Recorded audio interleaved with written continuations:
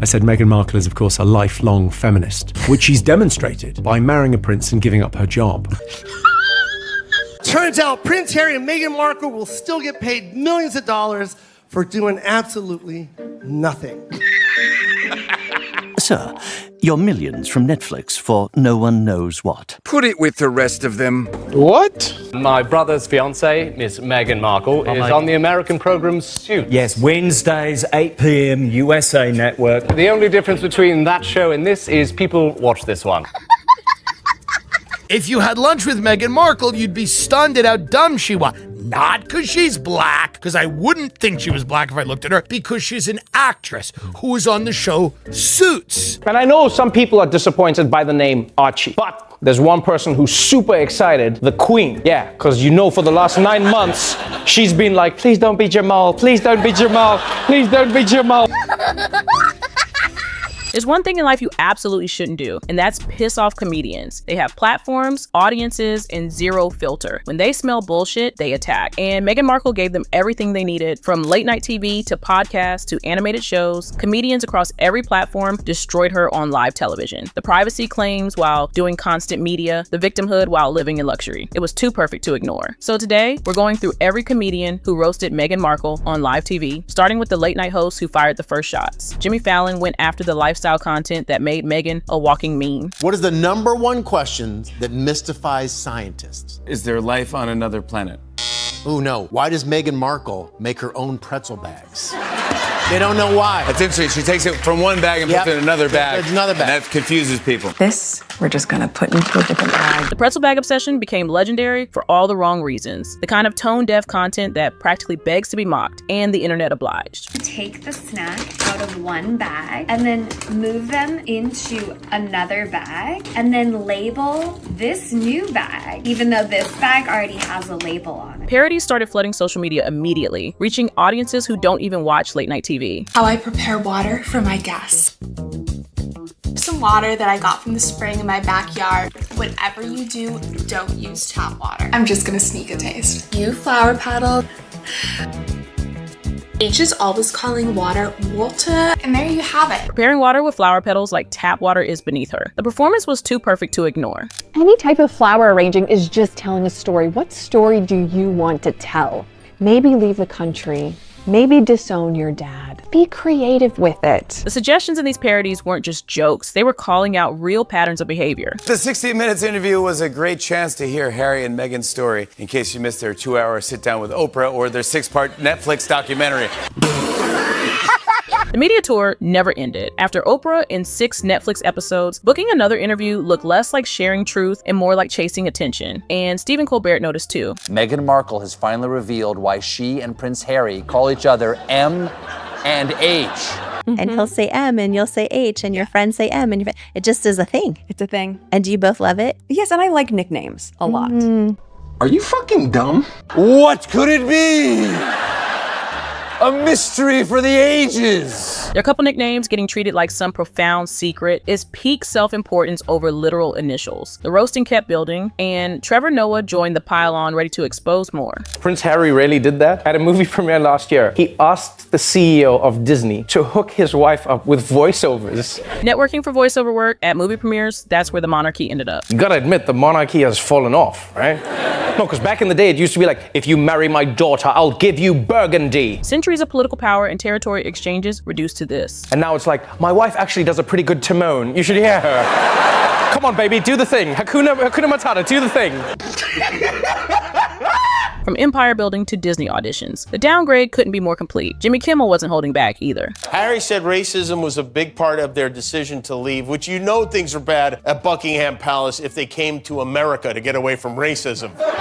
They wanted out of royal life, but needed a reason that wouldn't make them look bad. So they went on Oprah, branded his family as racist, and suddenly their California move looked justified instead of selfish. Prince Harry, whose memoir just broke the Guinness record for fastest selling nonfiction book of all time, the story of Prince Harold and his frozen yogurt slinger, is so popular, they're now releasing a version for kids. I don't know if you know about this. It's a twist on The Princess and the Pea. It's called The Prince and the Penis, and it's the memoir getting turned into a joke on network TV. Harry wanted respect, got a parody instead. Then Conan O'Brien entered the conversation. Now, I was curious what they did with Harry and Meghan's wax figures, So I found a museum employee who's temporarily storing them. This is where the roasting got genuinely strange. Conan pushed the joke into territory that made everyone uncomfortable watching, but it was funny nonetheless. Oliver, you have generously offered to keep the wax figures of Harry and Meghan safe. Yeah, that's correct. And if I may, I would just like to say that I'm definitely not using the wax figures for sex stuff. Then it got even weirder. Conan doubled down and took the joke somewhere most comedians would never go. They are in a loving home, and I treat them better than the museum ever did. They didn't appreciate Meghan's soft hands or Harry's supple lips. Wax figures turning into sexual jokes. That's how far the mockery went, straight into creepy, uncomfortable territory. When late night makes you a recurring punchline, reaching millions every night, recovery becomes impossible. But late night was just the warm-up. SNL went nuclear. Saturday Night Live's Weekend Update made them permanent targets, and Colin Jost wasted no time. President Trump also announced a new trade deal with the UK that will reopen British markets for American companies. All that Britain demands in return is that we keep these two. No! No! I refuse! I'm sick of it! Nobody wants them anymore. They destroyed their reputation to the point where their home country would rather negotiate them away. That's rock bottom. Elon built electric cars. He's going to Mars. Why isn't he even involving himself with Twitter? It would be like if the Prince of England gave it all up just to marry an actor from Suits. He threw away his entire life for someone whose biggest credit was background cast on basic cable. The life choices being mocked here are genuinely baffling. NBC has announced plans for a spin-off to the hit series Suits. It will focus on Meghan Markle's character's struggle to balance her legal career while also caring for an unemployed immigrant. Weekend Update turned their entire existence into a sitcom premise. When your real life becomes someone's comedy sketch, the joke's already written. And SNL isn't new to roasting the power couple. They started the day Harry and Meghan got married. Here's Michael Che back then. Earlier today, Suits actress Meghan Markle married some unemployed dude who still lives with his grandma. Michael Che stripped the royal spectacle down to its basics. An unemployed guy living with his grandmother getting married. SNL doesn't make you a one-time joke. They put you in rotation when the material is this good. The contradictions kept piling up. Privacy tours with constant interviews. Victimhood narratives from California mansions. Trashing the royals while profiting from royal ties. Weekend Update audiences saw through it immediately. But network television has limits. Stand-up comedians don't. Chris Rock opened his Netflix special asking what everyone was thinking, but nobody had the guts to say out loud. Gone on Oprah, I didn't know. I had no idea how racist they were. It's the royal family. You didn't Google these motherfuckers? She married into the most historically problematic family on the planet and acted shocked. The research takes 5 seconds. What the fuck is she talking about? She didn't know. The fuck? It's the royal family. They're the original racists. They're not hiding their history. It's documented, public, and impossible to miss unless you're deliberately avoiding it. That's like marrying into the Budweiser family and going, they drink a lot. This motherfucker invested in slavery like it was Shark Tank.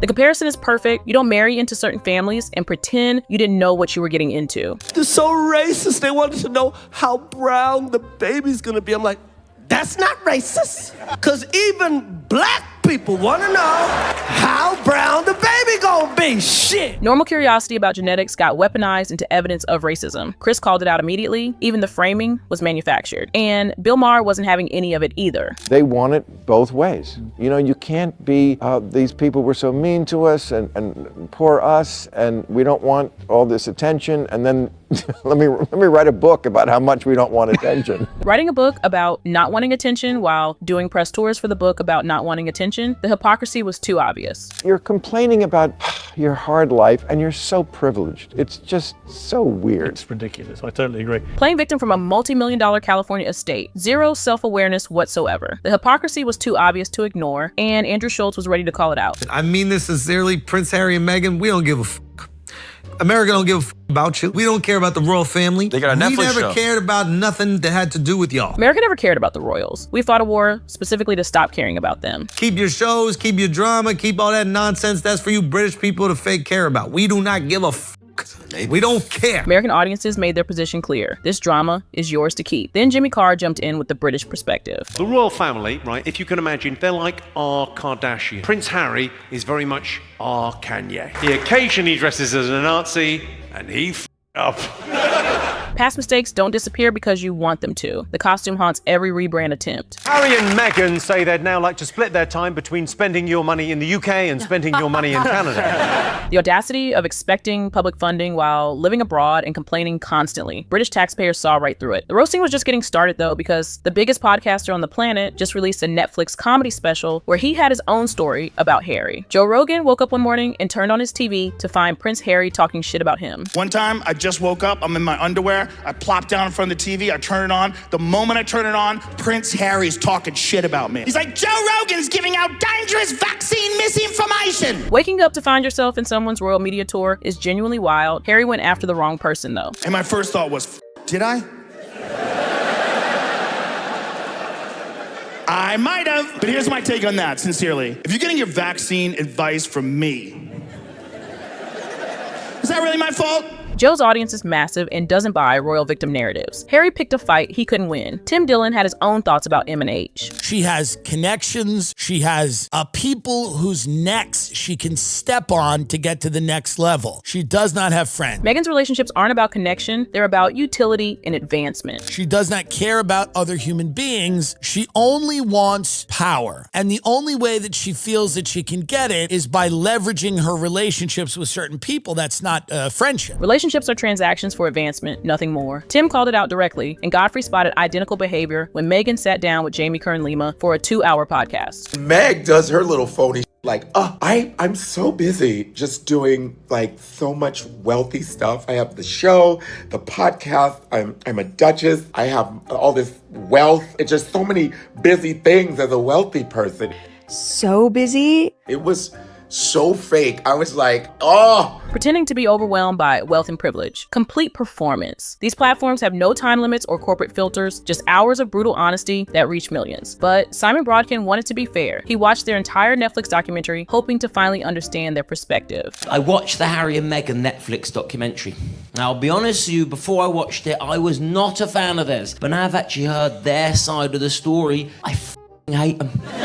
That's the unique effect their content has. You go in neutral, ready to listen, and somehow leave actively despising them. They started off and they're making interesting points about racism and misogyny. Then they start calling each other H and M, and I just thought, oh, do f*** off. They opened with legitimate points about real issues, then destroyed any goodwill by acting like a cringe couple brand instead of serious people. Harry starts describing this one date with Meghan as the night, let me quote you here, me and M pulled the pin on a fun grenade. I actually started rooting for Prince Andrew. The bar was on the floor, and Harry still managed to make the scandal-ridden uncle look better. That's a unique talent. If you haven't seen the documentary, lucky you. Ginger Royal meets fit American actress. She then discovers that everything is so unfair. He then discovers that racism is actually a bad thing. The documentary pitched itself as revealing their truth. What it actually revealed was 6 hours of self-importance and victim mentality. They were complaining that to pay for their own security. They were not happy about that. Yeah, they were very worried about their safety, which I get that aspect of things. After 6 episodes, I wanted to attack them. After 6 episodes, the content was so insufferable that viewers understood why they needed security in the first place. That's the effect they have on people. Even John Oliver, who usually stays measured, had an assessment. I don't think they will change because I don't think they have the capacity to, but they obviously should. When someone as careful as John Oliver says, you're fundamentally incapable of change, that's a statement, not a punchline. The documentary created more mockery instead of understanding. Things got so bad that cartoons started targeting them. South Park made an entire episode about it. So let me start with you, sir. You've lived a life with the royal family, you've had everything handed to you, but you say your life has been hard, and now you've written all about it in your new book, Where? That book title alone told the whole story. A grown man writing about hardship when his entire existence has been funded by taxpayers and inheritance. We just want to be normal people. All this attention is so hard. Isn't it true, sir, that your questionable wife has her own TV show and hangs out with celebrities and does fashion magazines? They claim to want normalcy and privacy while she's doing TV shows, celebrity hangouts, and fashion magazines. The contradiction was too perfect. What are you suggesting? Well, I just think some people might say that your Instagram-loving wife actually doesn't want her privacy. How dare you, sir? My Instagram-loving wife has always wanted her privacy! If cartoons are making episodes about your hypocrisy, you've already lost the public years earlier. To hell with Canada! We are leaving! We'll go find some quiet place where we can be normal people! Come on, wife! We want privacy. We want privacy. South Park turned their entire existence into satire. The worldwide privacy tour became a permanent meme. Then Spitting Image created something even more savage. I'm Megan Sussex, and I'm a good person. And I'm meeting another good person today, the wonderful Ariana Grande. Oh my God, Megan, you're such a good person. Yes, that's why I'm going to talk to you like you're an idiot. Declaring herself a good person right before talking down to someone. Classic power move disguised as kindness. I'm preparing my guests some soul food that my British husband calls a packet of crisps. Can be a tricky dish to master, especially when a packet is being f***ing Oh my God, you've been knocked down by the crisps. So vulnerable, I love it. I'm just down here holding space. And now, the finishing touches. A flower. The Lifestyle Guru act gets destroyed here. Pretending basic tasks are profound life lessons. Like and subscribe to learn how to breathe. How, as a finishing touch, sticking flowers on anything means you made it with love. And I share the secret to a happy marriage. Fuck's sake, H! Don't make me get the electric collar out. Sorry, love. I think my arm's gone dead. She's teaching people how to breathe while Harry gets threatened for bad camera work. The power dynamic isn't subtle. Now for the tricky part. Place in microwave. What is microwave? I don't think we have any of that. Harry? Do we have any microwave? It's a microwave, silly. Don't talk to me like that, you bitch! I'm a fucking duchess! Shake that off! Oh! Damn! The moment someone dares to correct her, the controlled image shatters completely. Rage takes over in seconds. In California, we're just a regular couple living close to Oprah and far from the paparazzi. Ooh. But not too far. The California contradiction in one line. Near Oprah for the connections. Far from paparazzi for the narrative. Perfectly positioned. But guess what? Spitting Image actually got sued and most of their videos got deleted from their channel. Yeah, you heard that right. Banned and sued for making silly jokes on the internet. While it's not confirmed who sued them, I wouldn't be surprised if Meghan had a hand in it. Animation preserves mockery forever, except when legal pressure makes it disappear. When the entire comedy world turns on you, recovery becomes nearly impossible. Meghan's reputation is destroyed across every platform that matters. Her Netflix deals are uncertain, Spotify already canceled, and every public appearance generates more mockery than support. The brand she built on victimhood and royal connections is collapsing because nobody's buying it anymore. The question isn't if comedians will stop roasting her, they won't. The question is, what happens when Harry realizes he's trapped in a sinking ship with someone who used him for fame and status? Meghan's already positioning for life after Harry with solo projects and separate appearances. The comedians saw through her years ago. Harry's just starting to figure it out after watching every major comedian destroy them on live television. Do you think Meghan's reputation can ever recover? Let us know in the comments and subscribe for more celebrity roasts and royal drama.